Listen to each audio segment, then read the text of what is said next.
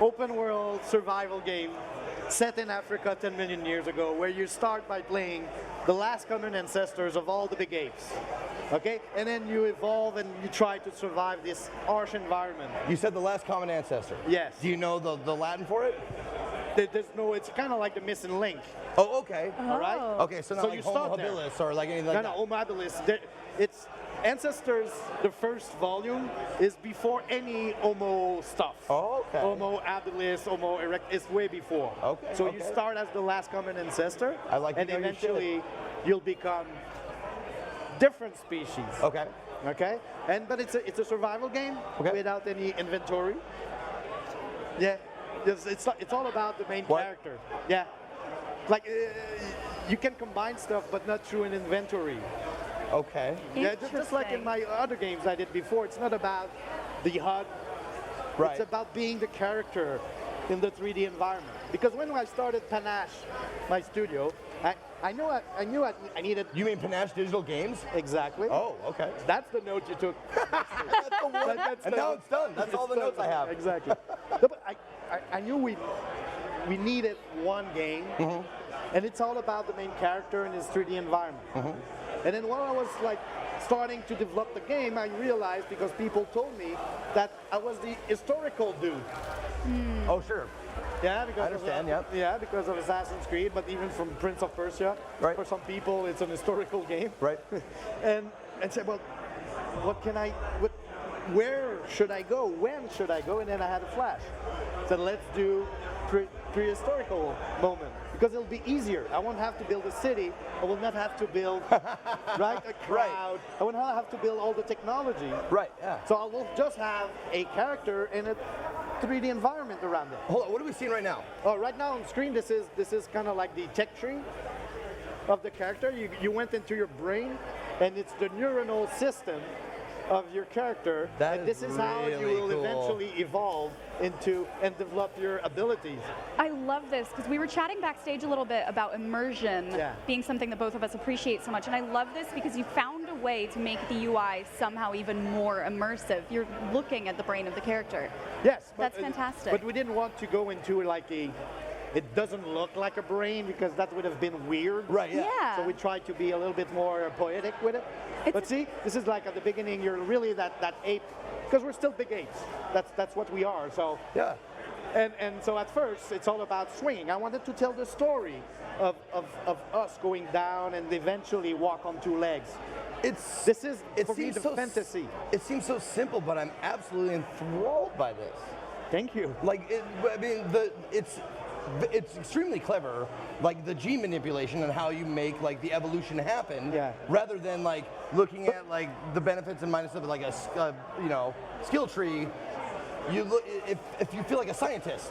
A little bit, but I'll go even further, so you understand. Go further. The thing is like it really depends on how you play. Every single player will have their own experience, because depending on the decision you're making, you evolve in a different way. So if you are really good at jumping around, your character can get better at it. If you're more into observation, you'll get the skills attached to this, and that's your own experience. If you want to become a hunter quicker, it will depend on you, because it's really, we're looking about what you're doing. We're like monitoring everything you do, and eventually you will unlock portion of the main character abilities. But what's important is that you're not actually playing one character through time. I was just gonna. Okay, go ahead. You're playing as a clan. It's your lineage that needs to survive, not only one, because we go from 10 million years up to 2 million years. So that's what I was gonna ask. Is there like a That's the overall arc. That's like, and it doesn't take you millions of years to go through it. what? I mean, that would be a huge like. There is systems to make the gap. Yeah, there's a big gap between when you can play, when you start, and when you finish. Your like great grandson would have to finish the game. Exactly. Yeah. Roughly. Roughly, right? Well, No, I that's don't what know was gonna which ask. computer, by the way. Is there like a goal that you're given, like at the beginning, or do you just make your own goals? You make your own goals. While I was like studying the subject matter, at first I was making that game a lot more linear, trying to go through the science of it all. Sure. But it was boring. Roughly, Science is often boring. roughly put, no, but it's because we know a little bit more than the characters. So anyway, Right. so instead we've built this huge map, which game world, which all the science is in there. But then I'm asking the player, hey, Homo sapiens, you think you're intelligent enough to survive like your ancestors did? And so we're not taking you by the hands whatsoever. There's no mini map. So it's not about going from dots to dots. There's no heads up. There's no HUD at all. It looks like. Well, you can turn it on and off. This is me playing, so I don't need a HUD. Oh, I'm the best. Okay. I'm the best ancestors player on the planet right now, so I don't need it. Man, you're just like, you got your horn and you're just tooting it all over the place. A little bit. But, but since we're on Twitch here, like it is, and I was telling you backstage that it is a game for Twitch because you can actually get better at it. There's skills involved, and every play sessions are different. So you can go and say, okay, what do we do today? What's the adventure we're going to live? Right? And if you're really good, like people will come and see you play. Because you can have style. There's like in the control scheme, there's a little bit of Tony Hawk in it. You have hair control, and you just like, and then you evolve at your own pace. When you say, but like you say words like getting better, it's like getting better at life. Yes, At but, living? but mostly getting better at decoding the game environment, Okay. reading it, but also getting good with the character. In Prince of Persia, or when you were playing with Ezio, the character would decide a lot of things for you. Yeah. So, you know, running on walls in Sands of Time, you were as good as me. There was no, like, you had to go through the motion.